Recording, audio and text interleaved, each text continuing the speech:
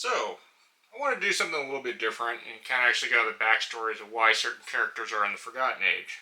And here we have Leo Anderson. This is the Arkham Horror Tales of Madness. It's actually a book of all the investigators' backstories. Well, not all of them. Some of them are too new to be included in the book. But this story is a recount of what happened on Leo Anderson's last expedition. So they found the wrecked ship, and they found basically his journal being sold at a market.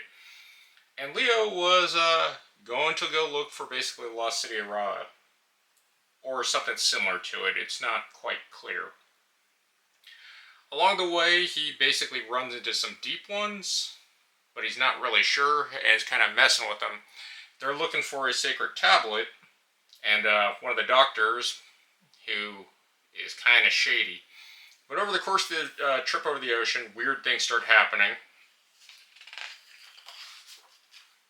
And they're going to this little island right here. So, they're looking for these tablets. They get to town, and Leo apparently used to be an ex-military man. I don't know if he fought in the First War. But he basically talks about, him being too much of a hard ass, and lets his guys have some fun on the port town. The ship gets attacked, a bunch of people get killed, a bunch of supplies get destroyed, weird things start happening, and there's a lot of references to deep ones. So he goes to the tomb, and basically everyone kind of dies except for Mitch Brown and two other guys. Mitch Brown ends up saving the expedition, what's left of the expedition, and they're able to escape, and on their way home, it's not quite sure, it's hinted at that something really bad happened on their way home. They were attacked, and I don't know if Leo survived, but the ship basically gets destroyed, and they find this journal. And the way that this book is set up, it definitely hints that, the deep ones in Cthulhu were involved. But that's why Leo Anderson's in the Forgotten Age. He is an expedition leader that led a Doom expedition, this one. And, like I said, it's not too clear if Leo survived, but he's in the Forgotten Age. So, here we have Leo Anderson. He has 4 will, 3 intellect, 4 fist, and 1 foot. He is the expedition leader. As a reaction, after your turn begins, play an ally asset, reducing the cost by 1. Elder Sign effect, +2. Search top 3 cards of your deck for an ally asset, draw it, and then shuffle your deck. He has 8 health and 6 sanity. His deck size is 30. His deck building options are Guardian cards level 0 to 5 and Rogue cards 0 to 2. Neutral cards 0 to 5. Deck building requirements: must have Mitch Brown, Bought in Blood, and 1 random basic weakness. And here's his Investigator card. Front and back. Back just being black and white. Nothing special. We have Mitch Brown. He is a 3-cost asset. He pitches for 2 wilds. He is an ally and Wayfarer. Leo Anderson deck only. You may have 2 additional ally slots, which can only be used to hold non-unique allies. And he has 2 health and 2 sanity. Mitch Brown's actually really cool with Leo Anderson because Leo Anderson wants junk allies just because, they're expendable. But he's really good with Leo DeLuca also. A lot of good allies that go with him. Guard Dog is a favorite. Police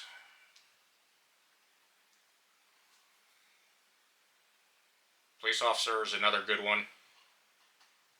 So, Leo Anderson is just all around about allies. He's nowhere as efficient as Tommy Muldoon, since Tommy Muldoon gets the money back, but Leo has access to rogue cards, and the rogue cards do help him with money issues, especially if you have cards like Faustian Bargain. Faustian Bargain is really strong in Leo Anderson. So, that being said, Leo is actually a pretty cool character. I've played him a few times before Tommy Muldoon came out, and I really like Leo. You'd think that the rogue cards would not be helpful, being level 0 to 2, but with the expanded card pool these days, Leo is pretty strong. His weakness is Bought in Blood. It is a flaw. Revelation: you must either discard an ally asset you control from play, or discard each ally asset from your hand. If no assets are discarded during this effect, shuffle Bought in Blood back in your deck. So it's not too bad if you have an ally asset, especially non-unique ally assets. It actually works really well pitching them because, you know, they're not worth it anyways. Unless it's like Beat Cop or someone like Guard Dog that's gotten beaten up. But Leo Anderson's actually really cool. He's really strong with cards like Charisma that come in the core box now. So Leo is actually a pretty good investigator. His stats are pretty decent. I mean, his foot is really lousy, but he can take Cat Burglar, and Cat Burglar being non-unique also, so, you know, that helps. One of the issues is that if you overcommit on going heavy on allies, Leo kind of suffers with his deck, because Leo's main thing is punching and killing things. He can investigate, but he's not decent at it, and he's definitely not going to run away.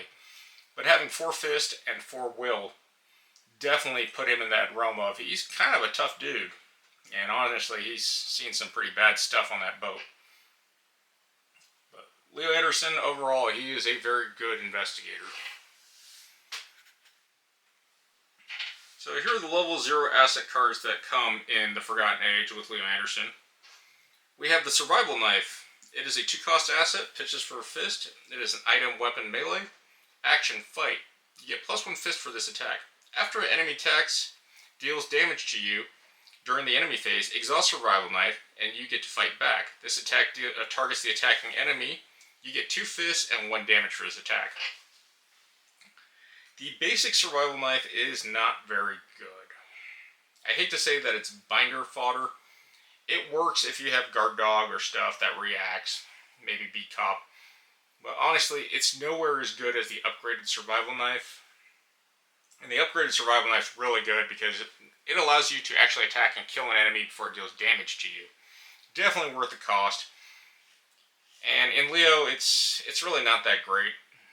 If this is one of, you know, the Forgotten Age for some reason is your first expansion you get on top of the core, it could be decent, but I don't really find value in the Survival Knife. In fact, a lot of people think it's binder fodder unless you get the updated variant. So, yeah. Next we have the Venturer. He is a 4-cost asset, pitches for a book. He is an ally and wayfarer. He uses 3 supplies, and as a fast action, spend 1 supply and exhaust Venturer. Place 1 supply or ammo on an asset controlled by investigator at location. He takes up an ally slot. He has 2 health and 2 brain. The Venturer is really interesting, and it's kind of hilarious that he only gives you 1 bullet at a time, or 1 supply at a time. I don't know if he's busy making them in the back. He's kind of neat. He is useful for some things, especially, you know, load carpool. But his health and sanity isn't too bad. He's a good buffer, and for Leo he costs 3, so he's decent. If he actually costed 4 or 5, he'd be terrible. But honestly, you know, you're usually going to only spend 1 supply a turn, or 1 ammo. You should be able to kill most things with that. And if not, then you're probably farther along and you got to get better weapons. And we'll get to that. But the Venturer is cool. I used him a lot. And I don't think he's terrible, but I don't think he's a good ally either. Next up, we have Handcuffs. So, Handcuffs is a 2-cost asset that pitches for a foot. It is an item with the police trait. As an action, if Handcuffs is not attached to the enemy, evade. Use only on a humanoid enemy. This evasion attempt uses fist instead of foot. If you are successful, attach Handcuffs to the just evaded enemy. If the attached enemy is non-elite, it cannot ready, and Doom cannot be placed on it. I actually really like Handcuffs. I think Handcuffs is a hilarious card. I have actually never really gotten to use it as efficiently as I wanted to. But Handcuff has a lot of just fun traits that you can play around with. It's really good on Cultists. It's really good if you can get it on the Wizard of the Order and just ruin the Wizard. And honestly, there are humanoids in the Forgotten Age, so it could be helpful. It's just one of those weird cards that's like, it's a great idea, it's just a hilarious thematic card, especially if you can pull it off. I really like Handcuffs and I like the idea of it, but I've never really gotten to work functionally when I wanted them to. I tried them in Innsmouth and I thought it was hilarious just arresting fish people, especially since, you know, they're part of Leo's story anyways, so I thought that was kind of fun. They're not too pricey, and honestly, it's a good anti. It makes up for Leo's weakness in evasion. But there are times it's just better to kill stuff. Annoying things like keeping the Wizard of Order around forever. Yeah, it could be great. But again, the Wizard of Orders never popped up when I wanted to handcuff them. Just regular cultists, which you could just kill with one punch, especially with Leo. So, that's how I feel about handcuffs. So here we have our 4 upgraded assets. First up is Kerosene. It's a 3-cost asset that pitches for a will, has 3 supplies on it. If Kerosene has no supplies, discard it. If an enemy is defeated at this location this round, action. If an enemy was defeated at a location this round, exhaust Kerosene and spend 1 supply. Heal up to 2 horror from being among investigators and ally assets you control. This card is not great, but it does do something that's very unique. It can actually heal your ally assets. Granted, it only heals sanity, but it's actually one of those rare traits where not many cards in the game actually heal ally assets. I think the only other one was the Vincent Lee stuff. I gotta look through those, but I'll put them on the screen if I find them. But Kerosene isn't great. It has too many restrictions for most part, especially since it has to be at your location. Then is it action, and it has to be this round, so it's not really efficient. It is nice that it discards itself if you have anything that's useful with synergy.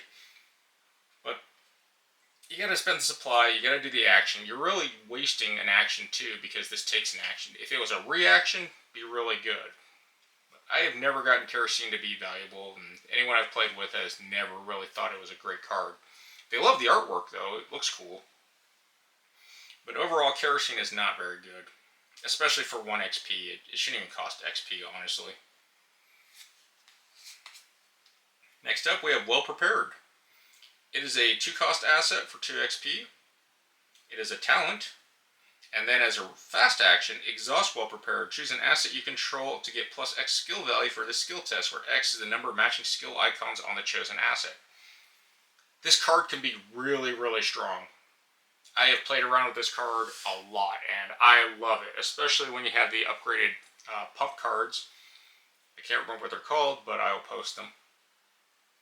But Well Prepared synergizes very well, especially with cards that have a lot of icons, especially permanents or any asset in play that just does it. It's a great card, and I love it. And it goes very well with Leo, especially if you're using cards like Flamethrower, Bar. It just does a lot of work for you. And it's just really cool that it gives you that much. Overall, I think it's fairly costed too for what it does, especially if you have 2 out. Next up, we have the M1918 Bar. It is a 5-cost asset for 4 experience. It pitches for 2 fists. It is an item, weapon, and firearm, and it uses 8 ammo.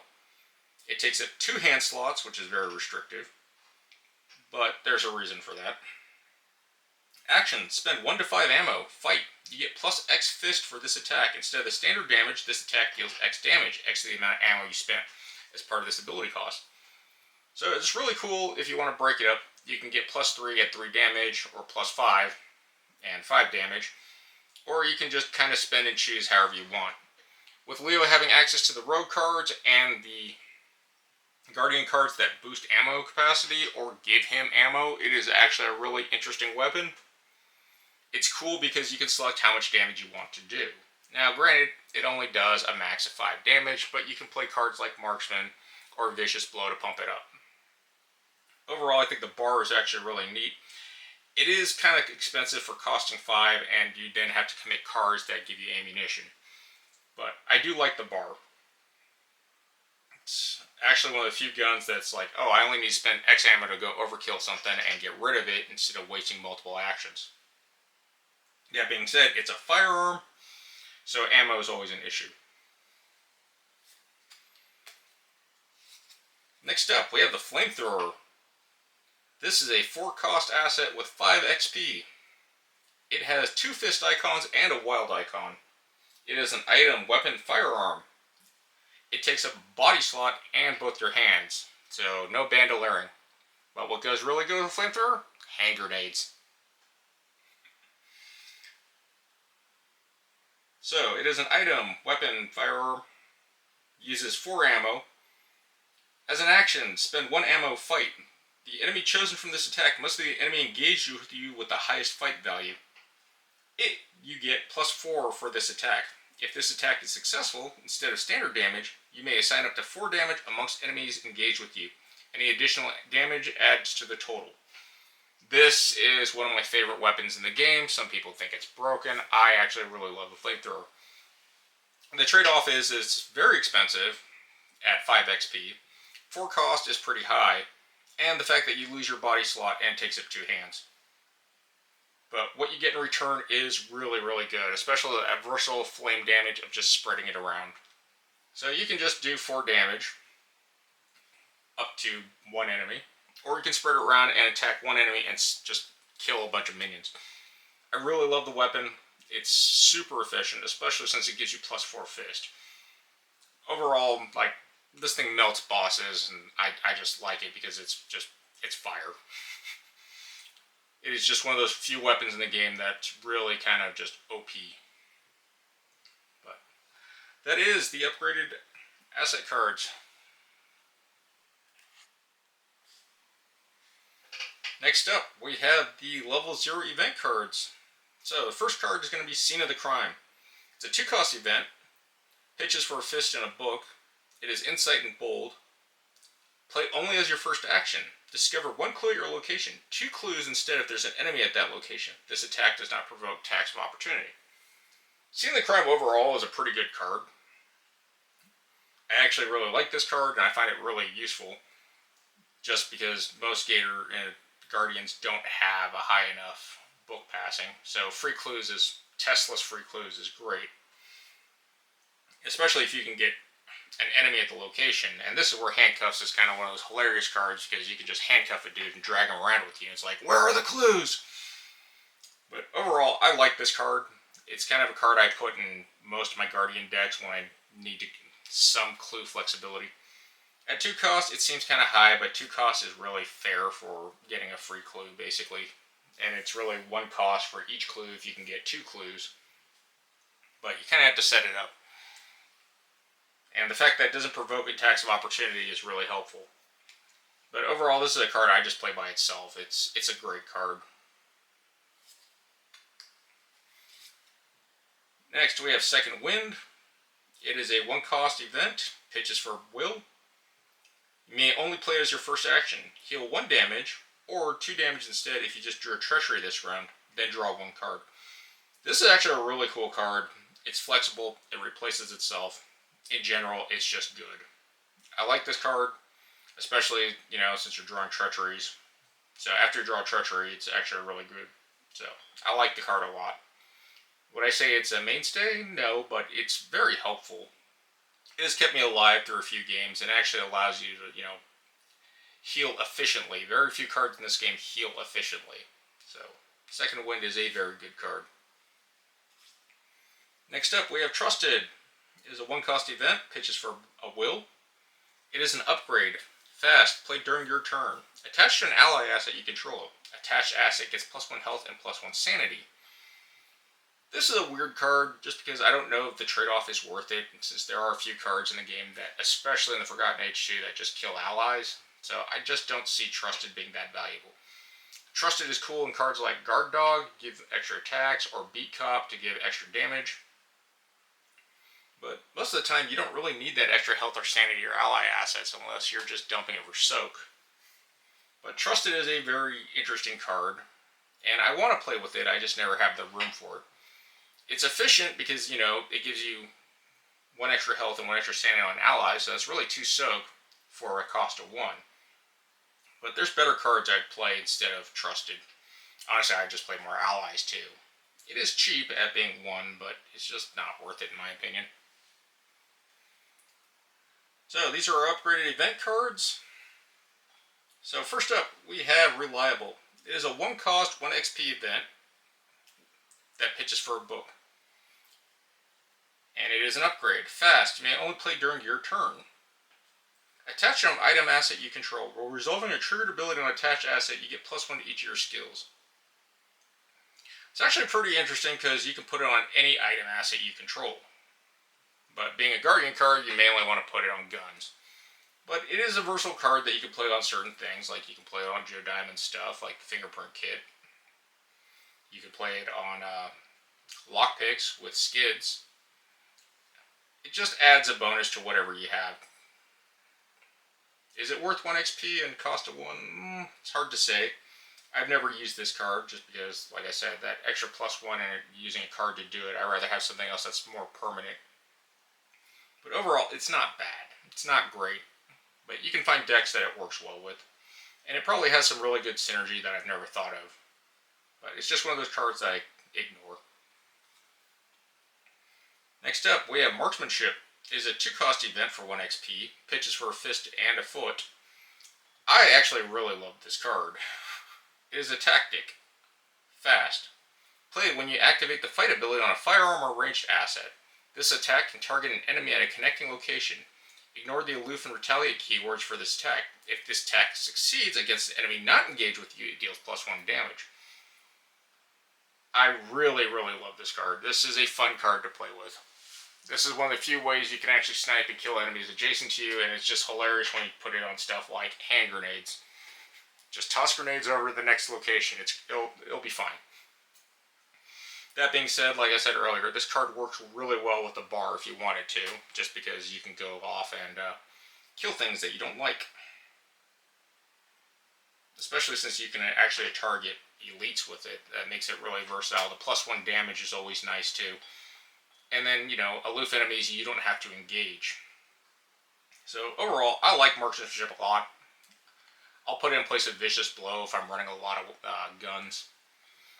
The card's fun, and like I said, it's pretty useful, especially if you have an enemy that's hunting you and you want to kill it before you have to engage it or deal with any other nonsense. So there is some action compression with it. Next up is Blood Eclipse. It costs 1 and 3 XP.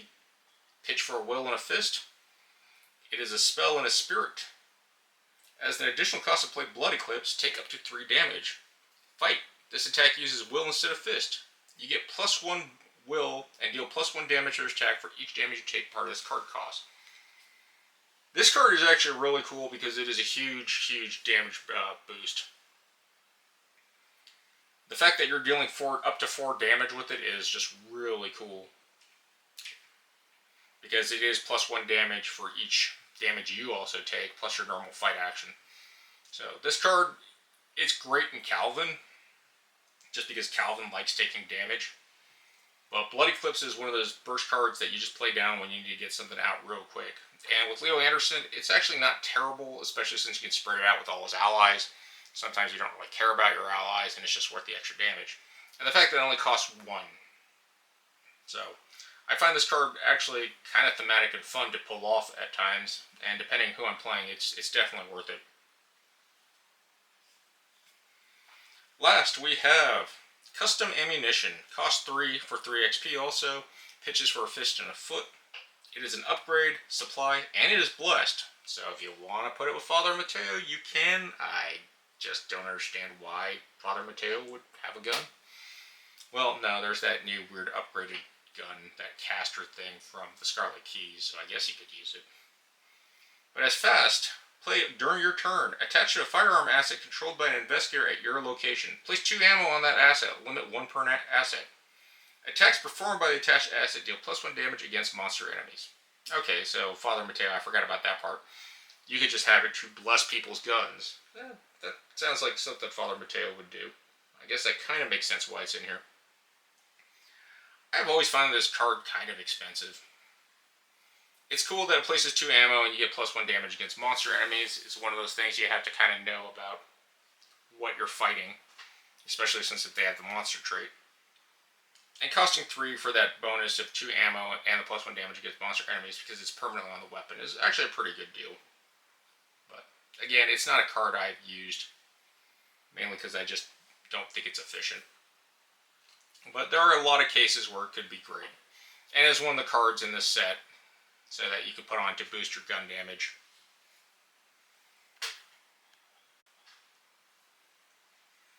So we have 2 skill cards here. First one is Intrepid. It pitches for a brain. If the skill test is successful, oh, it's innate. It's innate. If the skill test is successful, add Intrepid to your play area as an asset for with the text of you get +1 book, +1 fish, and +1 foot. Force at the end of the round, discard Intrepid. It's a fun skill. It's not great. It helps you set up stuff, especially during the Mythos phase when you pull it off. But I don't think it's worth it for pitching for 1 brain. Granted, it could help you, but that +1 book, fist, and foot gives some versatility, but there's better cards. Especially since up next we have Take the Initiative. Take an Initiative pitches for 3 wild. It is practiced and bold. Commit only to the skill test you are performing. Take the Initiative loses 1 wild for each action that has been completed by any investigator this phase. So, Take Initiative basically pays off if you go first. Getting 3 wild icons for the first action is really strong. Granted, it can only be used for you. You can't give it to anyone else, so it is kind of restrictive. But if you really want to punch something really hard or really want to test, it's a good card. Getting 3 wild, very few cards give you this many wild symbols.